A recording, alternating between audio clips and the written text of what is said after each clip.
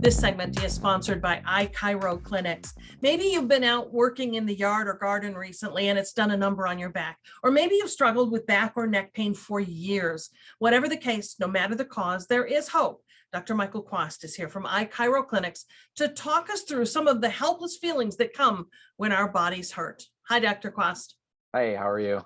I'm doing well, thank you. You know, there is a feeling of helplessness that accompanies physical pain. You see that a lot, I'm sure. Oh, yeah. Especially now, people are getting active. I've been sitting around all winter. Now they're coming out and trying to do things, and they have restricted motions, but they don't know it. And then they'll go to do something and they get hurt. We just had a lady this week. She came in and she's like all crippled over and her back's hurting her. And I asked her what she did, and she said she pulled a dandelion. Oh my And I said, yeah, I asked her, I said, was it like a 50-pounder? I mean, why is a little dandelion hurting her, right? Because she shouldn't be hurt from a dandelion. And oftentimes these injuries come after a lifetime, perhaps, of neglect, right?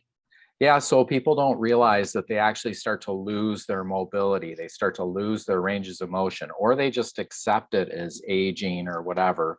And these limits in their motion actually then create the opportunity for an injury to happen doing some minor thing.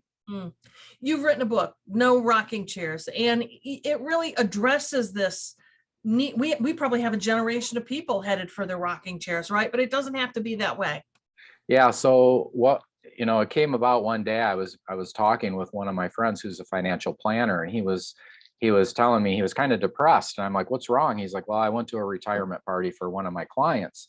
And I thought, well, that's weird. Shouldn't you be happy about that? And he goes, well, I'm happy financially for them because they planned well.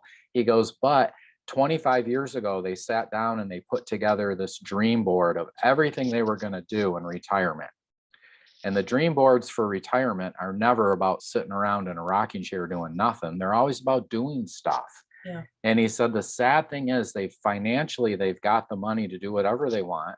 However, their physical bodies are so bad that they can't fly, they can't golf every day, they can't even walk around the neighborhood. And he said it's so sad, they almost would have been better off just blowing all the money they saved when they were young and did stuff. And he said, or do what you talk about and try to keep your function and mobility good so that then when you are in that retirement age, you can actually still do the things that you love and want to do. So what do you advise in the book and in the office too, Dr. Kwast, in terms of keeping the body mobile, especially in the later years?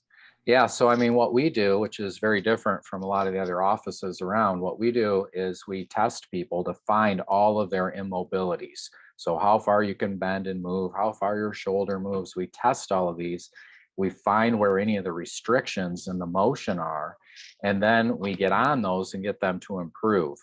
By improving your motion, you then decrease your chance of injury, decrease your chance of arthritis and degeneration, and you also will increase your odds of being more active and mobile. And by watching people, testing them and then watching them and walking with them through this thing called life, right? Where every little thing you do can do things to tighten you up. We're on it. And then we keep things working good. And as you do that through a process, the person comes out on the other side much more mobile, which is what most everybody wants. They just don't know what to do. Yeah. At what age do you want to see them for that run through? Well, I mean, technically, like theoretically, it's best to be when you're just a kid. So many of the old people we see, like I just saw a guy and he's like, in his mid 50s. And I said, well, when did this problem start? And he said, well, when I was in middle school, I got hit really hard playing football. And ever since then, it's been a problem. Wow. And like, it's like no surprise that he's got a disaster on his hand now, because he's done nothing about it since then.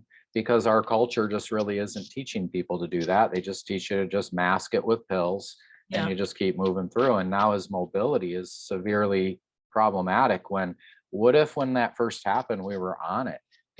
Would we have been able to then have a better outcome for him? And I would say definitely yes. Yeah. All right. Well, folks, the book, again, No Rocking Chairs, you can find it online. We'll put a link on our website, but also for more information about iChiro Clinics or to book that appointment, visit iChiroClinics.com. Dr. Kwast, thank you. Thank you.